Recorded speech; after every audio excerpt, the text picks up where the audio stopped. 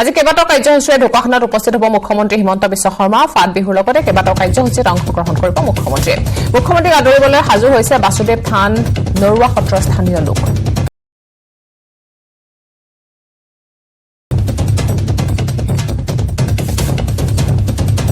আজি কেইবাটাও কাৰ্যসূচীৰে ঢকুৱাখানাত উপস্থিত হ'ব মুখ্যমন্ত্ৰী ডক্টৰ হিমন্ত বিশ্ব শৰ্মা ফাট বিহুৰ লগতে কেইবাটাও কাৰ্যসূচীতো অংশগ্ৰহণ কৰিব মুখ্যমন্ত্ৰীগৰাকীয়ে মুখ্যমন্ত্ৰীক আদৰিবলৈ সাজু হৈছে এতিয়া বাসুদেৱ থান নৰুৱা সত্ৰৰ স্থানীয় লোকে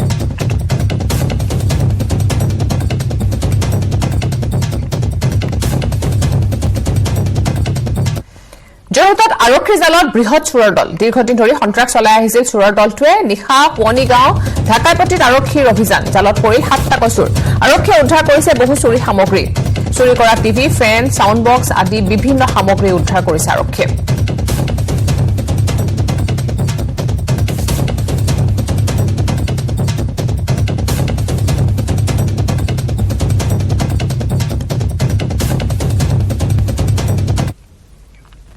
গহপুৰ বৰতামুলী পঞ্চায়তৰ কেইবাখনো গাঁৱত খহনীয়া ব্ৰহ্মপুত্ৰ নদী খহনীয়া এফালৰ পৰা কৃষক ৰাইজৰ সপোন কাঢ়ি নিছে খহনীয়াৰ ফলত কৃষিভূমিত যা গৈছে বছৰ বছৰ ধৰি ৰাইজৰ একে সমস্যা মন্ত্ৰী আমোলা আহি পৰিদৰ্শন কৰিছে প্ৰতিশ্ৰুতিহে দিছে কিন্তু কাৰ্যত হোৱা নাই প্ৰকৃতাৰ্থত সমস্যাৰ সমাধানে নহয় এইলৈ এতিয়া চিন্তিত হৈ পৰিছে বৰতামুলী পঞ্চায়তৰ লোক আগবঢ়াইছো পলাশ ফুকনৰ বিশেষ প্ৰতিবেদন গহপুৰৰ পাকেন অঞ্চলত তীব্ৰ গৰাখহনীয়া সতীৰ্থই দেখাব এই মুহূৰ্তৰ দৃশ্য ব্ৰহ্মপুত্ৰৰ এটি খুঁটি আৰু সেই খুঁটিত এতিয়া তীব্ৰ গৰাখহনীয়াই কালৰূপ ধাৰণ কৰিছে অঞ্চলটোৰ কেইবাখনো গাঁও গৰাখহনীয়াৰ কবলত পৰি ৰাইজ যথেষ্ট চিন্তিত আৰু শংকিত হৈ পৰিছে কাষতে ইএনডিৰ মাথাউৰিটো আছে গৰা খহি খহি ইএনডিৰ মাথাউৰিৰ কাষ পালেহি যাক লৈ এতিয়া নিদ্ৰা হৈছে গাঁওবাসীৰ কওকচোন গৰাখহনীয়াই কেনেকুৱা সমস্যাৰ সৃষ্টি কৰিছে আপোনালোকে ইয়াততো বহুত সমস্যা হৈছে আপোনালোকে দেখিছে সিএনডিখন গড়ৰ ওচৰতে লাগি আছে যেটো আমি আগৰ পৰাই দাবী কৰি আহিছো যে ছাত্ৰ সন্থাই আমাৰ এই অতীত পিছপৰা অঞ্চলবিলাকক যাতে এই গৰাখহনীয়া সমস্যাবিলাককো সমাধানৰ ক্ষেত্ৰত আমি স্থানীয় বিধায়ক মহোদয়ৰ লগতো আমি আলোচনাত মিলিত হৈছো আৰু ৰিসেন্টলি 2021 বৰ্ষৰ বা বিশ্বনাথ জিলাৰ সুবিধাভোগ মন্ত্ৰী তথা জলসম্পদ মন্ত্ৰী পীযুষ হাজৰিকা ডাঙৰীয়া এইখনি জেগালৈ আহিছিলে তেতিয়া এই বহুত প্ৰতিশ্ৰুতি দিলে যে এই গৰাখহনীয়া হিস্থায়ী সমাধানৰ কাৰণে আমি সূত্ৰ খুলি আছো বা আপোনালোকৰ হিস্থায়ী সমাধান আমি কৰি দিম বুলি কৈছিলে কিন্তু নাই দিয়ে আজিলৈকে একো দিয়া নাই কিমানখন গাঁও গৰাখহনীয়া কবলত এতিয়া পৰি আছে ইয়াততো ক'ব গ'লে গোটেই সমগ্ৰ বৰতামুলী পঞ্চায়তখনেই গৰাখহনীয়াৰ কবলত আছে তো উপায় নাই আৰু ইয়াৰ যিখিনি খেতি মাটি আছে সব গৰাই কহাই লৈ গৈছে নিশ্চয় আচলতে প্ৰতিশ্ৰুতি দিছিলে কিন্তু প্ৰতিশ্ৰুতি মতে কাম নহল কি ক'ব কিমান আপোনালোকৰ সমস্যা হয় এতিয়ালৈকে কিমান পৰিয়াল গৃহহাৰা হ'বলগীয়া হ'ল উঠি যাবলগীয়া হ'ল চাওক ইহঁতেতো ইলেকশ্যনৰ সময়ত প্ৰতিশ্ৰুতি দিয়ে কিন্তু কোনো কাম কৰাই আজিলৈকে দেখা নাই ইহঁতে ইলেকশ্যনৰ সময়ত আহিব এনে আমুক তামুক বাহন দিব কাম কৰিম এনেকে কৰিম এতিয়ালৈকে একো আমি দেখা নাই ইয়াততো মেক্সিমাম প্ৰতি বছৰে 50-60 ঘৰ মানুহে ইয়াৰ পৰা উঠিব লগা হৈছে আমি আৰু মিচিংসকলেতো কৃষিজীৱী মানুহ খেতি কৰিব মাটি নাইকিয়া আছে ঘৰ থাকিবলৈ মানে কোনো ক্ষতিপূৰণ দিবলৈ অসম চৰকাৰে আজিলৈকে ব্যৱস্থা কৰা নাই গতিকে আমাৰ বিশেষ অনুৰোধ আপোনালোকে আহি পেলাই ইয়াত ভালকে চাওক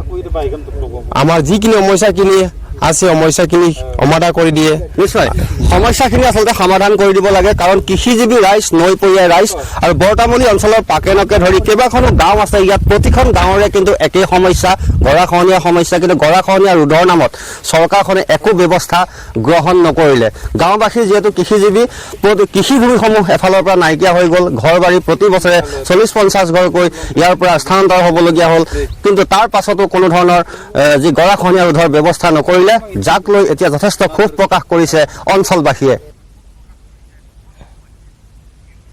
লখিমপুৰত হেৰইন সহ দুজনক আটক কৰা হৈছে আৰক্ষী জালত পৰিছে এজন যুৱক আৰু এগৰাকী যুৱতী লখিমপুৰৰ বাইপাছত এই ঘটনাটো সংঘটিত হৈছে আটকাধীন যুৱকজন হৈছে ডিব্ৰুগড়ৰ বিকি চৌধুৰী স্থানীয় ৰাইজে কৰায়ত্ব কৰে দুই সৰবৰাহকাৰীক 44টা ড্ৰাগছ ভৰ্তি কণ্টেইনাৰ জব্দ কৰিছে এই যুৱক যুৱতীহালৰ পৰা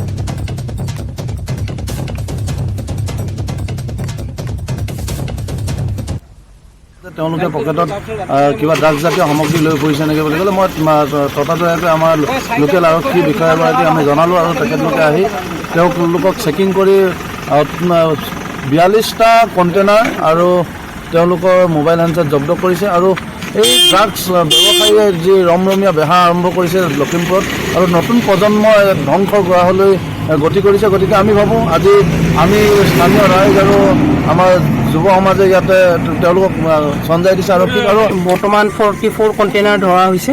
আৰু ক'ৰ পৰা আহিছিলে এতিয়া মানে তেওঁলোকে আমি ল'ৰাটোৰ নাম হ'ল বিকি চৌধুৰী, সি ডিব্ৰুগড়ত মানে ঘৰ ডিব্ৰুগড়, ইহঁতি মানে আহিছিলে ইয়াতে বেম্বুজ ধাবা। এটা আশাৰ বতৰা ওদালগুৰি জিলাত উৎপাদন হোৱা ৰঙালাওৱে ভাৰতবৰ্ষৰ বিভিন্ন ৰাজ্যৰ বজাৰ দখল কৰিবলৈ সক্ষম হৈছে। বিশেষকৈ কলকাতা, আগৰতলা, মণিপুৰ, নাগালেণ্ডৰ লগতে বিভিন্ন ৰাজ্যলৈ ট্ৰাকে ট্ৰাকে ৰঙালাও ৰপ্তানি কৰিছে কৃষকসকলে। প্ৰতিদিনে 10 টনৰ পৰা 20 টন পৰ্যন্ত ৰঙালাও যায় বহিৰাজ্যলৈ। থলুৱা কৃষকে প্ৰতি কেজি ৰঙালাওত 7 টকাকৈ মূল্য পাইছে। বহিৰাজ্যলৈ এই ৰঙালাওসমূহ ৰপ্তানি নহলে প্ৰতি কেজি 2 টকা বা 3 টকাৰ বিক্ৰী কৰিব লাগিলহেঁতেন। বহিৰাজ্যৰ ব্যৱসায়ী অহাৰ লগে লগে থলুৱা কৃষকসকলৰ মুখত এতিয়া হাঁহি পেলিছে। আগবঢ়াইছো ৰিপুঞ্জনাথৰ বিশেষ প্ৰতিবেদন। ওদালগুৰি জিলাৰ বাবে এক ভাল খবৰ বুলি ক'ব লাগিব। ওদালগুৰি জিলাত উৎপাদিত হোৱা ৰঙালাওৱে ভাৰতবৰ্ষৰ বিভিন্ন ৰাজ্যলৈ প্ৰেৰণ কৰা হৈছে। মোৰ কেমেৰা সহযোগে দেখুৱাব এইদৰে দমে দমে ৰঙালাও, আৰু ইতিমধ্যে এই ৰঙালাওসমূহ আগৰতলাকে আৰম্ভ কৰি ৱেষ্ট বেংগলৰ পৰা বিভিন্ন ৰাজ্যলৈ এই ৰঙালাওসমূহ প্ৰেৰণ কৰা হয়। ইতিমধ্যে প্ৰায় 50খন গাড়ীত 25 টনতকৈ অধিক ৰঙালাও ইতিমধ্যে বিভিন্ন ৰাজ্যলৈ প্ৰেৰণ কৰা হ'ল। এক ওদালগুৰিবাসীৰ বাবে সুখবৰ বুলি ক'ব লাগিব। ওদালগুৰিৰ থলুৱা কৃষকে এইদৰে আচলতে এইসমূহ ৰঙালাও উৎপাদন কৰি ভাৰতবৰ্ষৰ বিভিন্ন ৰাজ্যলৈ প্ৰেৰণ কৰা পৰিলক্ষিত হৈছে। মোৰ লগত স্থানীয় কৃষকৰ লগতে যি ক্ৰেতা আছে, ক্ৰেতাসকলৰ পৰা মই জানিবলৈ চেষ্টা কৰিম এইদৰে আচলতে সুন্দৰভাৱে এই ৰঙালাওসমূহ কলিকতালৈ নিবলৈ আচলতে প্ৰস্তুতি চলাই পৰি থকা পৰিলক্ষিত হৈছে। মোৰ লগে লগে কৃষক আছে, এই ৰঙালাওসমূহ ক'লৈ পঠাব? আমি আচলতে আমাৰ পৰা কিনি লৈছে বেপাৰীয়ে, তেওঁলোকে কলিকতালৈ পঠাই দিব। কিমান দামত কিনিছে? 7 টকাত আমি প্ৰতি কিলো 7 টকা কৰি বিক্ৰী কৰিছোঁ, আৰু তেওঁলোকে তাতে কিমানত দিয়ে আমি গম নাপাওঁ। কিমান বিঘা কৰিছে? 20 বিঘামান আমাৰ মানে মই অকলে নহয়, আমাৰ লগৰী আৰু আছে, 20 বিঘামান খেতি কৰা হৈছে। এনেকৈ ওদালগুৰি জিলাৰ ৰঙালাও বিভিন্ন ৰাজ্যলৈ গৈছে ভাৰতবৰ্ষৰ আগৰতলা পৰা আৰম্ভ কৰি। এক ওদালগুৰিৰ বাবে সুখবৰ নহয়? বহুত সুখবৰ। আচলতে যদি বস্তুটো তাৰমানে এই পকাৰ পিছত যদি আমাৰ ইয়াতে বস্তুটো লৈ যোৱা নাযায়, বস্তুটো লগে লগে বেয়া হৈ যায়। আৰু এটা ধৰ 4-5 কিলো, 3 কিলো, 4 কিলো, 5 কিলো এইটো যদি এক জেগাত কিবা কাৰণে অলপ পচা আৰম্ভ হৈ যায়, গোটেই বস্তুটোৱে বেয়া হৈ যায়। গতিকে যিহেতু বাহিৰৰ পৰা এটা ভাল ৰেছপন্স পাইছোঁ যে আমাৰ মালখিনি তেওঁলোকে নিব হেৰি কৰিছে, তাৰ কাৰণে আমি ধন্যবাদ জনাইছোঁ যিসকলে আমাৰ পৰা বস্তুটো লৈছে, আৰু আমি লাভৱান হৈছোঁ। যদি বাহিৰলৈ নপঠালেহেঁতেন তেতিয়া ওদালগুৰিত এই ৰঙালাওৰ দাম কিমান হ'লে? 1 টকা, 2 টকা, 1.5 টকা এনেকুৱা আমি বিগত বছৰ তেনেকৈ বেছি বিক্ৰী কৰিছোঁ, কিন্তু এইবাৰ আমি 7 টকা কৰি পাইছোঁ। বহিৰাজ্যত যোৱাৰ কাৰণে ভাল দাম পাইছে? ভাল দাম আছে। বহিৰাজ্যত মানে অহাৰ কাৰণে আমি ভাল দাম পাইছোঁ। হয়, এগৰাকী যি কলিকতালৈ এই ৰঙালাওসমূহ যিয়ে ৰপ্তানি কৰে তেওঁৰ পৰা মই জানিব বিচাৰিম কিমান দামত এই ৰঙালাওসমূহ কিনিছে? 7 টকা কেজি উঠাই আছোঁ এতিয়া বৰ্তমান। এনে আগতো 6 টকা 5 টকা উঠাইছিলোঁ, এতিয়া 7 টকাতে উঠিছে। আৰু দাম বাঢ়িছে, অলপ বাঢ়িছে, আৰু কেইদিন পিছত আকৌ বাঢ়িব। মোটামুটি আৰু 15-20 দিন ৰাখিলে মোটামুটি 9 টকা 10 টকা আহি যাব। আৰু এতিয়া আমদানি বেছি আছে, এতিয়া থলে মালটো বেয়া হৈ যায়, সেইকাৰণে আৰু দামাধুম টানি আছোঁ আৰু এনেকুৱা। আৰু কিমান আপুনি এই ৰঙালাওসমূহ ক'ত ক'ত পঠাইছে আপোনালোকে? এতিয়া বৰ্তমান আগৰতলা পঠাই আছোঁ, আৰু এইফালে আপোনাৰ এইটো কি শিলচৰ আগৰতলা, আৰু এইফালে কলিকতা। হয়, কলিকতা পঠাই আছোঁ। আপুনি এই মাহত কিমান গাড়ী ৰঙালাও আৰু কিমান টন ৰঙালাও পঠাব? এতিয়া বৰ্তমান আমি এতিয়ালৈকে এইখনৰ লগত আমাৰ মোটামুটি 10 গাড়ী পঠালোঁ আমি এতিয়ালৈকে। 10 গাড়ীত কিমান? 10 গাড়ীত মোটামুটি 25 টনকৈ এটা গাড়ীত হ'লে 10 গাড়ীত কিমান হ'ব? 200 টন গ'ল। আৰু মোটামুটি 200 টন মান আছে আৰু বৰ্তমান মানে ঘৰে ঘৰে আছে আৰু আছে। আৰু মোটামুটি ইয়াতো বহুত হ'ব, 50 গাড়ীৰ ওপৰত হৈ যাব আমাৰ এইখিনি ওদালগুৰি ডিষ্ট্ৰিক্টত। যদি আপোনালোকে নিদিলে হয় এই ৰঙালাওসমূহ কিমান দামত? আৰু খেতিয়ক মানে মৰিব লাগিলে আৰু কি ক'ব। আৰু তেওঁলোকৰ ডাউন গাড়ীত পঠাই আছোঁ আমি এইবিলাক। আৰু একচুৱেলি ভাড়াটো ডাউন গাড়ী, আৰু আহোঁতে বেলেগ মাল আহে, যাওঁতে ডাউন গাড়ী, এই ডাউন গাড়ীত মালটো পঠাওঁ আৰু 50% ভাড়া। আৰু সেইটো কাৰণে তেওঁলোকক দামটো অলপ দিব পাৰিছোঁ, নহ'লেতো 2 টকা কেজি উঠাব লাগিল হয়। ভাল দাম পাইছে, ভাল দাম পাইছে, সেইটো কাৰণে। হয়, পুনৰ ঘূৰি আহিম বাতৰি মাজলৈ, কিন্তু তাৰ আগতে এটা সৰু বিৰতি।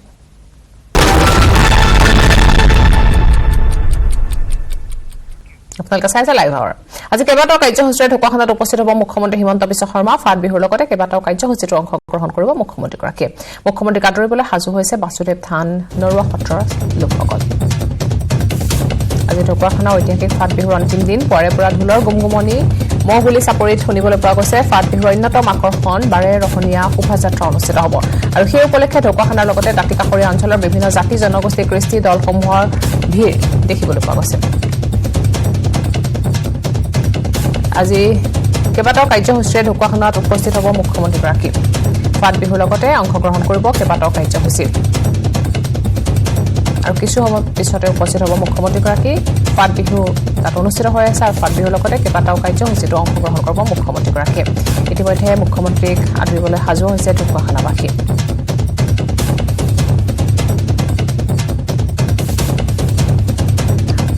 ঢকুৱাখানাবাসী সাজু হৈ আছে পাছলৈ ধান নৰুৱা সত্ৰৰ স্থানীয় লোকসকলো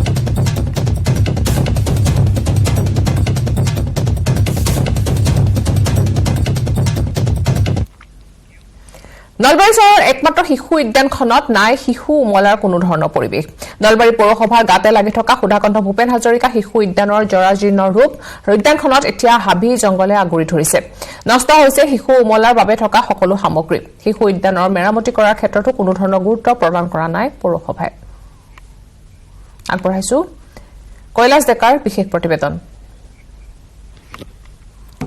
নিশ্চিতভাৱে শিশু উমলাৰ পৰিৱেশেই নাই নলবাৰী চহৰস্থিত যি সুধাকণ্ঠ ডক্টৰ ভূপেন হাজৰিকা শিশু উদ্যানত প্ৰথমে সহযোগী মই পৰিৱেশ দেখুৱাবলৈ আহ্বান জনাইছো নলবাৰী চহৰৰ মাজমজিয়াত অৱস্থিত যি সুধাকণ্ঠ ডক্টৰ ভূপেন হাজৰিকা শিশু উদ্যানখন বৰ্তমান যি জহিক হৈ যোৱাৰ উপক্ৰম হৈছে যিহেতু এই উদ্যানখন শিশুসকল উমলাৰ বাবে স্থাপন কৰা হৈছিল নলবাৰী চহৰৰ মাজমজিয়াত কিন্তু দিন বাগৰি যোৱাৰ লগে লগে যি উদ্যানখন এতিয়া যেন হাবি জংঘলে আৱৰি ধৰা পৰিলক্ষিত হৈছে যাৰ বাবে এতিয়া শিশুসকলে ইয়াত অহাৰ পৰা বিৰত থকা দেখিবলৈ পোৱা যায় আৰু অন্যহাতে ইয়াত যিসমূহ খেলনা সামগ্ৰী আছে শিশুসকল উমলাৰ বাবে খেলনা সামগ্ৰীসমূহ আছে সেই সামগ্ৰীসমূহো ইয়াত এতিয়া জহিক হৈ যাবলৈ ধৰিছে মোৰ লগত বৰ্তমান এগৰাকী অসম জাতীয়তাবাদী যুৱ ছাত্ৰ পৰিষদৰ নেতা আছে মই তেখেতৰ পৰা জানিবলৈ বিচাৰিম আপোনাৰ ওচৰলৈ আহিছো একমাত্ৰ শিশু উদ্যানখন জহিক হৈ গৈছে কি ক'ব চাওক নলবাৰী বিধানসভা সমষ্টিৰ নলবাৰী চহৰৰ মাজমজিয়াত সুধাকণ্ঠ ডক্টৰ ভূপেন হাজৰিকা নামত এখন শিশু উদ্যান ইয়াত ঢকুৱাখানাৰ ঐতিহাসিক ফাট বিহুৰ আজি অন্তিম দিন পুৱাৰে পৰা ঢোলৰ গুমগুমনি মহগুলি চাপৰিত ফাট বিহুৰ অন্যতম আকৰ্ষণ বাৰেৰহণীয়া শোভাযাত্ৰা অনুষ্ঠিত হ'ব আৰু সেই উপলক্ষে ঢকুৱাখানাৰ লগতে দাঁতিকাষৰীয়া অঞ্চলৰ বিভিন্ন জাতি জনগোষ্ঠী কৃষ্টি দলসমূহক ভিৰ কৰিছে এতিয়া মহগুলি চাপৰিত ফাট বিহু অনুষ্ঠানত অংশগ্ৰহণ কৰিব মুখ্যমন্ত্ৰী ডক্টৰ হিমন্ত বিশ্ব শৰ্মায়ো আমি পোনপটীয়াকৈ সংযুক্ত হৈছো লখিমপুৰ সাংবাদিক সঞ্জীৱ লাহনৰ সৈতে সঞ্জীৱ লাহন আপোনাৰ ওচৰলৈ আহিছো আজি ঢকুৱাখানাৰ ঐতিহাসিক ফাট বিহুৰ অন্তিম দিন আৰু অন্তিম দিনৰ যি অন্যতম আকৰ্ষণীয় কাৰ্যসূচী শোভাযাত্ৰা আৰু শোভাযাত্ৰাত অংশগ্ৰহণ কৰিবৰ কাৰণে ইতিমধ্যে ফাট বিহুৰ এই মহগুলি চাপৰিত দাঁতিকাষৰীয়া অঞ্চলৰ বিভিন্ন জাতি জনগোষ্ঠীৰ লোক আহি উপস্থিত হৈছে আৰু প্ৰিয়ংকা নগৰত ক'ব লাগিব যে ফাট বিহুৰ থলী অৰ্থাৎ মহগুলি চাপৰিত আজি পৰিৱেশে সুকীয়া বা সমগ্ৰ পৰিৱেশটো দেখুৱাবলৈ মই সহযোগী যত্ন কৰিম যে যথেষ্ট সংখ্যক লোক ইয়াত হাজাৰ হাজাৰ লোক সমবেত হয় আৰু ফাট বিহুৰ যি অন্তিম দিনৰ কাৰ্যসূচী শোভাযাত্ৰাত অংশগ্ৰহণ কৰিবৰ কাৰণে বিভিন্ন প্ৰান্তৰ পৰা লোকসকল আহে আৰু ঢকুৱাখানাবাসীয়ে আচলতে আশা কৰি থাকে ঢকুৱাখানাবাসীৰ অহংকাৰ ঢকুৱাখানাবাসীৰ গৌৰৱ বা ঢকুৱাখানাবাসীৰ যি স্বাভিমান এই ফাট বিহুতে নিহিত হৈ আছে আৰু সেই ফাট বিহুৰ অন্তিম দিনৰ যি শোভাযাত্ৰাৰ কাৰ্যসূচীত অংশগ্ৰহণ কৰিবৰ কাৰণে বিভিন্ন প্ৰান্তৰ পৰা লোকসকল আহে আৰু ঢকুৱাখানাবাসী যে ফাট বিহুত যিহেতু উৎসাহৰ অন্ত নাই সেই কথাটো ইতিমধ্যে সকলোৱে গম পাইছে মই দেখুৱাই আছো সমগ্ৰ পৰিৱেশ আৰু এই মহগুলি চাপৰিত বিভিন্ন জাতি জনগোষ্ঠী সংস্কৃতি গৈছে মই ক'ব আহিছে বছৰটোৰ মূৰত আজি দিনটোৱে চাগে বিশেষভাৱে বাচ্চাই থাকে নহয় ভাল লাগিছে ভাতৰি অন্য পৰম্পৰা খুব ভাল লাগে ভাতৰিত আহিলে মানে আমাৰ খুব ভাল লাগে আমি অংগনবাদী কৰ্মী আমি অকণমান ছাৰক লগ কৰিব লাগিব আমাক কিবা এটা সহায় কৰে যেন ছাৰে ছাৰ মানে হিমন্ত বিশ্ব শৰ্মা আহিব ছাৰক আমি অকণমান লগ কৰিম বুলি ভাবিছো স্মাৰ্ট বৰ্ড এখন দিম বুলি ভাবিছো আমাৰ যে অকণমান তেওঁ চকু মেলি চাই ইয়ালৈ হিমন্ত বিশ্ব শৰ্মা আহিব প্ৰথমৰ কাৰণে আহিব ফাট বিহুলৈ আৰু ঢকুৱাখানাবাসী তাকো লৈ উৎসাহৰ অন্ত নাই যিহেতু মুখ্যমন্ত্ৰীগৰাকী উৎসৱ পাব আৰু ইতিমধ্যে সকলোৱে জানে যে ডক্টৰ হিমন্ত বিশ্ব শৰ্মা যেতিয়া মানুহৰ মাজলৈ আহে তেতিয়া মানুহৰ মাজত বিলীন হৈ যোৱা বহু ক্ষেত্ৰত দেখা পোৱা যায়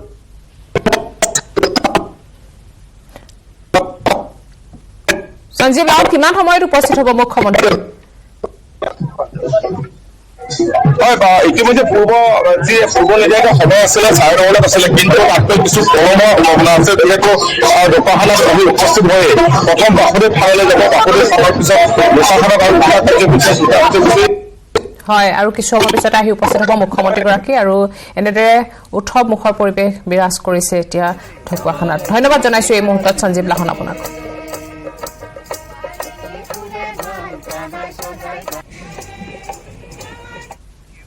ক্ৰমান্বয়ে স্বাভাৱিক জীৱন ঘূৰি আহিছে ধূপধৰা মৰিয়ামপুৰ গাঁৱলৈ। খাদ্যত বিষক্ৰিয়া হৈ অসুস্থ হৈ পৰা লোকসকল এতিয়া প্ৰায় সুস্থ হৈ উঠিছে আৰু চিকিৎসকে তেওঁলোকক ঘৰলৈ যোৱাৰ পৰামৰ্শ আগবঢ়াইছে। দুধনৈ চিকিৎসালয়ৰ পৰা 8গৰাকী পুৰুষ মহিলা শিশুক ঘৰলৈ যাবলৈ দিয়া হৈছে। সমান্তৰালভাৱে ধূপধৰা ৰংজুলি আৰু গোৱালপাৰা অসামৰিক চিকিৎসালয়ৰ পৰাও সুস্থ হৈ উঠা সকলোকে ঘৰলৈ যোৱাৰ পৰামৰ্শ দিছে চিকিৎসকে। এনেদৰে এতিয়া ক্ৰমান্বয়ে স্বাভাৱিক জীৱন ঘূৰি আহিবলৈ আৰম্ভ কৰিছে। উল্লেখ্য যে মাছ খাই অসুস্থ হৈ পৰিছিল একেখন গাঁৱৰে 200ৰো অধিক লোক আৰু তাৰে এগৰাকী মহিলাৰ মৃত্যু হৈছিল। আনহাতে মাছৰ নমুনা সংগ্ৰহ কৰি আৰক্ষী আৰু খাদ্য সুৰক্ষা বিভাগে পৰীক্ষাগাৰলৈ প্ৰেৰণ কৰিছে যদিও তাৰ প্ৰতিবেদন কিন্তু এতিয়ালৈ আহি পোৱা নাই। আগবঢ়াইছো অৰূপ নাথৰ বিশেষ প্ৰতিবেদন। গোৱালপাৰা জিলাৰ ধূপধৰাত যি খাদ্যত বিষক্ৰিয়া হৈ প্ৰায় 200ৰো অধিক লোক চিকিৎসাধীন হ'ব লগা হৈছিলে, অসুস্থ হৈ পৰিব লগা হৈছিলে আৰু তাৰ পিছতে যেন এতিয়া কিছু স্বাভাৱিক জীৱন যাত্ৰা ঘূৰি আহিছে এই গাঁওখনলৈ, কাৰণ হস্পিটেলত চিকিৎসাধীন হৈ থকা অধিকাংশ লোকক কিন্তু এতিয়া ঘৰলৈ যাব দিছে। যিসকলৰ আচলতে অসুস্থ কিছুমান মানে অসুস্থ হৈ আছিলে, সেইসকল যিসকল স্বাভাৱিকভাৱে ঘূৰি আহিছে বা বমি হওক বা শৌচ হওক সেইবোৰ বন্ধ হৈছে, সেইসকল লোকক এতিয়া ঘৰলৈ যাব দিছে। মই এতিয়া দুধনৈ চিকিৎসালয়ত উপস্থিত আছো আৰু এইসকল যিসকল অসুস্থ হৈ পৰিছিলে, ভোজ ভাত খাই পেলাই বা মাছ খাই পেলাই অসুস্থ হৈ পৰিছিলে এইসকল লোক, আৰু এইসকল লোকক এতিয়া দুধনৈ হস্পিটেলৰ পৰা ঘৰলৈ যাবৰ কাৰণে ডক্টৰে ইতিমধ্যে পৰামৰ্শ আগবঢ়াইছে আৰু যি ঔষধ প্ৰদান কৰিছিলে সেই ঔষধ খাই আচলতে যথেষ্টভাৱে তেখেতসকলে সুস্থ হৈ পৰা বুলি কৈছে আৰু এইসকলক সেইকাৰণে ঘৰলৈ যাবৰ কাৰণে পৰামৰ্শ আগবঢ়াইছে চিকিৎসকে। আৰু দুগৰাকী লোক কিন্তু এতিয়াও দুধনৈ হস্পিটেলতে আছে। দুগৰাকী লোকৰ শৌচ আৰু বমি এতিয়ালৈকে বন্ধ হোৱা নাই বা প্ৰচণ্ড মূৰৰ বিষ হৈ আছে আৰু এনেকুৱা ক্ষেত্ৰতে দেখিবলৈ পাইছে এগৰাকী মহিলাৰো মৃত্যু হৈছে গোৱালপাৰা অসামৰিক চিকিৎসালয়ত। আৰু তাৰপিছতে এনেধৰণে এতিয়া যিসকল লোক সুস্থ হৈ উঠিছে এই লোকসকলক এতিয়া ঘৰলৈ যাব দিয়া হৈছে। আৰু চিকিৎসালয়ত ৰোগীসকলৰ কথা যদি আমি কওঁ যে ধূপধৰা চিকিৎসালয়ত এতিয়া 4 পৰা 5 গৰাকী ৰোগী আছে, ৰংজুলিতো তেনেকুৱা 3-4 গৰাকী আছে, দুধনৈত 2 গৰাকী আছে আৰু চিভিল হস্পিটেলত 8-10 গৰাকী ৰোগী আছে। অৰ্থাৎ 110 গৰাকী যিহেতু গোৱালপাৰা জিলাৰ বিভিন্ন হস্পিটেলত চিকিৎসাধীন হৈ আছিলে তাৰে অধিকাংশক কিন্তু ঘৰলৈ যাবলৈ দিয়া হৈছে আৰু স্বাভাৱিক যি জীৱন যাত্ৰা এই গাঁওখনলৈ লাহে লাহে ঘূৰি আহিবৰ কাৰণে ঘূৰি আহিছে। কিন্তু এতিয়ালৈকে এই যি মাছটো খাই পেলাই যি অসুস্থ হৈ পৰিছিলে সেই মাছৰ নমুনা যি পৰীক্ষাগাৰলৈ প্ৰেৰণ কৰিছিলে বা ফৰেনচিকলৈ প্ৰেৰণ কৰিছে তাৰে যি আচলতে নথিপত্ৰ বা প্ৰতিবেদন সেয়া কিন্তু আহি পোৱা নাই। গতিকে স্থানীয় লোকসকল আছে তেখেতসকলৰ পৰা মই কিছু মন্তব্য ল'বৰ কাৰণে চেষ্টা কৰিম। কি ক'ব এতিয়া লাহে লাহে মানুহখিনিক অকণমান ঘৰলৈ যাব দিয়া হৈছে, লাহে লাহে ভাল অলপ হৈছে, কি কি দেখিছে, কোন কোন হস্পিটেলত কিমান এডমিট হৈ আছে? এতিয়া নতুন অহাবিলাকো আছে, কিন্তু 9 তাৰিখত যদিও এডমিট হোৱা মানুহবিলাক এতিয়া ভাল হোৱা বুলি না তাহাঁতো কিবা এৰি দি আছো। এনেধৰণে এতিয়া কিছু স্বাভাৱিক যি পৰিৱেশলৈ আচলতে আহিছে আৰু এনেধৰণে সুস্থ হৈ পৰা যিসকল ৰোগী আছে পুৰুষ মহিলা বৃদ্ধা শিশু সকলোকে এতিয়া লাহে লাহে ঘৰলৈ যাব দিছে আৰু প্ৰায় 20-25 গৰাকী লোকে এতিয়া গোৱালপাৰা জিলাৰ বিভিন্ন চিকিৎসালয়ত চিকিৎসাধীন হৈ আছে। আৰু ইয়াৰ লগে লগে সময় হৈছে এতিয়া বাতৰিৰ পৰা বিদায় লোৱাৰ। নমস্কাৰ।